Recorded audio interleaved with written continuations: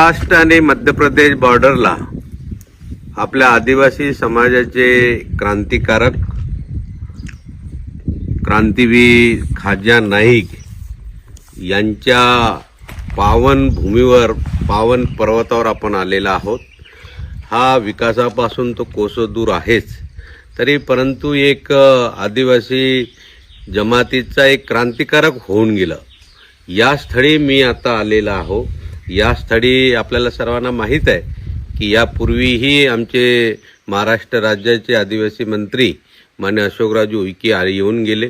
त्यांचं पूजन, त्यांचे क्रांतीवीरांचा एक आत्माला सन्मान भेटावा म्हणून महाराष्ट्र सरकारनं सुद्धा त्यांचं नावाचं घोषणा केलेली आहे। तरी परंतु हा एक प्लेस खाज्या नाईक आपल्या आदिवासी समाजाचे एक क्रांतिकारक, ब्रिटिश लोकांना सळो की पळून सोडणारे आपले क्रांतिकारक, हा एक प्लेस आणि हा प्लेसवरून त्यांचं समाधी स्थळ पण त्याच ठिकाणी आहे। याच ठिकाणी अंग्रेजी लोकांनी त्यांना बंदुकीची गोळी घालून त्यांना शीर तुकडं केलं। असा हा एक प्लेस, पवित्र प्लेस आहे। अशा या पवित्र प्लेसमध्ये मी महाराष्ट्र राज्याच्या आदिवासी मोर्चाचा प्रदेशाध्यक्ष म्हणून आलेला आहे। तरी परंतु हा प्लेस विकासापासून कोसो दूर आहे। महाराष्ट्र शासनाला मी विनंती करतो की याला एक पर्यटनाचा दर्जा देऊन आदिवासीचा मान सन्मान, क्रांतीवीरांचा मान सन्मान द्यावा, हीच नम्र विनंती। आदिवासी समाजाचा जे क्रांतीवीर होऊन गेले असे क्रांतीवीर खाज्या नाईक आणि आपले तंट्या भिल्ल हे आदिवासी समाजाच्या हितासाठी, जल जंगल जमीन हे वाचवण्यासाठी आणि अंग्रेजापासून मुक्त करण्यासाठी हा एक आपण या गुफावर आलेला आहे। या गुफाचं अजूनही आर्किओलॉजी डिपार्टमेंटनं संशोधन केलेलं नाही। माझे आर्किओलॉजी डिपार्टमेंटला भारत सरकार, महाराष्ट्र सरकार आर्किओलॉजी डिपार्टमेंटला विनंती आहे, हा गुफा ऐतिहासिक गुफा आहे, क्रांतिकारक गुफा आहे।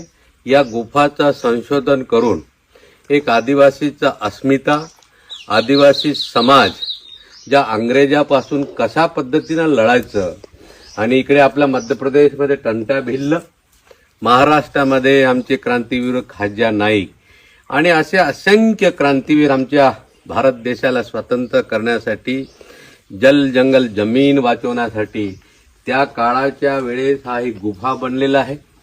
या भारत देश स्वतंत्र होऊन एवढ्या वर्ष झाले तरी पण आर्किओलॉजी डिपार्टमेंटनं या गुफाची संशोधन किती अंतर आहे हे सुद्धा अजूनही माहिती नाही। म्हणून माझं महाराष्ट्र सरकार, केंद्र सरकारच्या आर्किओलॉजी डिपार्टमेंटला विनंती आहे, आदिवासीचा अस्मिता, आदिवासीचा इतिहास, जे क्रांतिकारांचा इतिहास पुनर्जागृत करण्यासाठी म्हणून मी महाराष्ट्र राज्याचा आदिवासी मोर्चाचा प्रदेशाध्यक्ष जनसंवाद कार्यक्रमानिमित्त या गुफामध्ये आलो। मी नतमस्तक होतो अशा क्रांतीवीरांच्या गुफाला। जय हिंद, जय भारत, जय श्रीराम। मी उमेश उईके, अखिल भारतीय आदिवासी विकास परिषद महासचिव डॉक्टर देवराव होडी प्रदेशाध्यक्ष यांच्यासोबत पूर्ण ठिकाणच्या आदिवासी पाड्यांवरचे आदिवासी क्रांतिकारांच्या स्थानांचे दर्शन घेत आणि तिथल्या लोकांच्या समस्या जाणून घेत, ह्या सर्व समस्या जमा करून आम्ही एक फाईल तयार करून माननीय मुख्यमंत्री, आदिवासी विकास मंत्री, पर्यटन विभाग यांच्याकडे आम्ही ते सादर करणार आणि आदिवासीच्या क्रांतिकारांना योग्य तो न्याय मिळाला पाहिजे यासाठी आम्ही सर्वतोपरी प्रयत्न करणार। अशाच नवनवीन घडामोडी पाहण्यासाठी आमच्या YouTube चॅनलला लाईक करा, शेअर करा आणि सबस्क्राईब करा। जोहार।